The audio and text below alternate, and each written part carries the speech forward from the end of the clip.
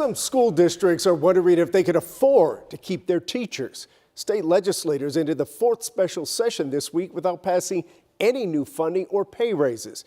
I just sat down with the superintendent of Richardson ISD who told me they're being held hostage by school vouchers.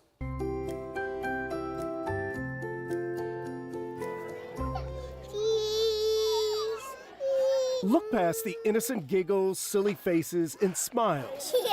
You'll see the problem this district is facing in plain view. How many families are you serving here? We have 57 students. Superintendent Tabitha Branum says their parents all work for Richardson ISD. Are a lot of teachers struggling to balance the job with the cost of daycare? If you're making $60,000 and $1,250 of that is going every month to daycare, that could be, a third to, almost a half of your take-home salary. Little Eagles Academy only charges employees $500 a month, the district's way of saying, we don't want to lose you.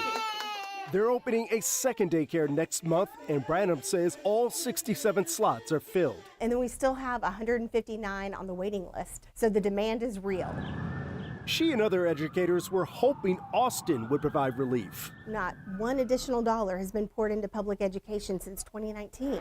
Legislators had a $32 billion budget surplus to work with. They spent 246 days in session, more than any year since Texas became a state, but adjourned before passing a new funding bill. So in Richardson ISD, we still receive the same $6,160 per student that we did in 2019. It's why Branum took the unusual step of asking parents to put some pressure on their state reps. The legislature has not provided schools with funds to keep up with inflation, yet some elected officials in Austin want to spend hundreds of millions of public tax dollars to create vouchers. What motivated you to reach out to them directly? At that moment when I wrote that letter, I needed my families, I needed my community to be a part of raising their voice to urge Austin, please fund public education. Okay, you got some good ideas. The funding bills eventually fell apart because lawmakers couldn't agree on school choice. Some Republicans balked at using taxpayer money to fund savings accounts for private schools,